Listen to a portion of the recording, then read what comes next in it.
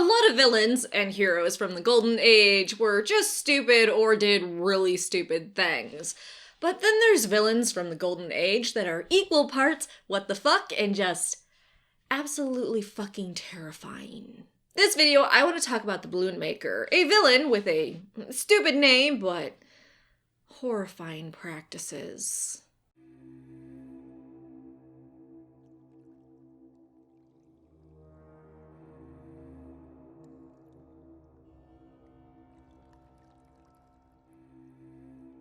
Before I tell you about him, I just want to compliment the creators of this villain for making a character that is quite possibly the most terrifying villain of the Golden Age. Admittedly, though, I do have fears about balloon people. I used to have terrible nightmares that I was a balloon person and this thing with a needle was running around trying to pop me. Seriously, did anyone watch this fucked up cartoon as a kid? Who would make that kind of shit for kids? So maybe I have some personal issues with this villain, and it's actually not the most terrifying one of the Golden Age. Fucking balloon people.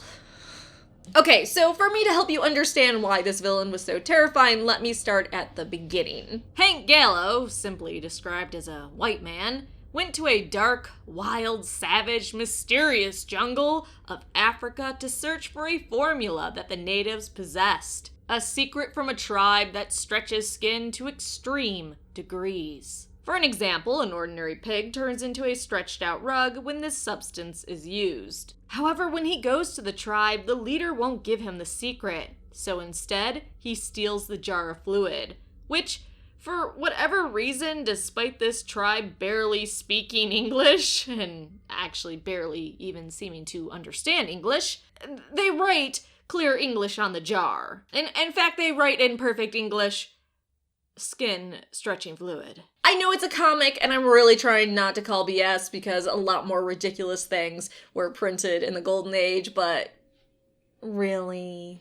Anyways, Hank grabs the jar, but on his escape is discovered by the chief's son, who tries to wake up his father to stop the man from stealing their formula. But Hank shoots the chief while calling him fatso because I guess he's just a huge dick. I'm not really sure why you had to add his weight into that, Hank. You really don't seem like a very nice person. He ends up killing the chief in front of his young son, who vows revenge. The Balloon Maker then gets back to America, and do you know where this is going? Yeah, you do.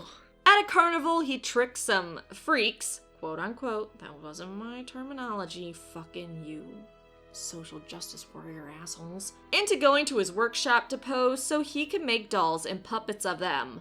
When the freaks don't return to the carnival, a snake charmer, along with Frankenstein and a wild African, their words, not mine, go to Hank's house to check on them. He eventually shows them his awesome balloon people that look just like the freaks that had visited, but increased in size with proportions intact. Yeah, he did exactly what you think he did. He lured the carnival folks to his home, killed them, skinned them, and made fucking balloon people out of them. This is an honest-to-God 1940s supervillain. His dastardly deed is skinning people, using stretching fluid, and making them into balloons. He is finally caught when one of the freaks finds the skins of her friends not made into balloons yet in a room that smells like death. Not really sure how you know what death smells like, but we're not gonna get into that. Knowing he's caught, he locks them in a room and monologues as all good villains do. Of course that's what I did. I skinned them carefully and inflated them. But what made their skin stretch? I'll tell you. Some skin-stretching fluid I got from the African jungle years ago. That did it.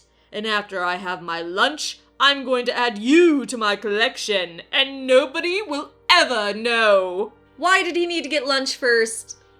I don't know. Why do villains need to monologue? It's just shit we'll never understand. Unfortunately, he doesn't get to enjoy that lunch because the wild African brutally murders him while revealing that he is the son of the chief that Hank had murdered. Seriously, the dialogue is really dark. Me got him big joke too, up sleeve. Also got him cute knife and shorts. My name, Butra, from Moko tribe. We meet long time ago. Then he tells him he might be sorry he didn't die before he got his hands on him. Like I said, really fucking dark. Meanwhile, Frankenstein and the girl release the carnival folk into the air to float away in a moderately disturbing funeral because those things will probably come back down at some point. So, sorry to the people that experienced that, I guess. The last panel shows Hank's fate. The boy brutally, just fucking brutally, stabbed him to death, skinned him, and used the fluid to make a balloon out of him that he then ties to his father's grave as a decoration. Still covered in the blood from the brutal stabbing. Jesus Christ, 1940s. So that's the 1940s, the balloon maker that you probably wouldn't want to invite to your kids' birthday parties. Or maybe you would.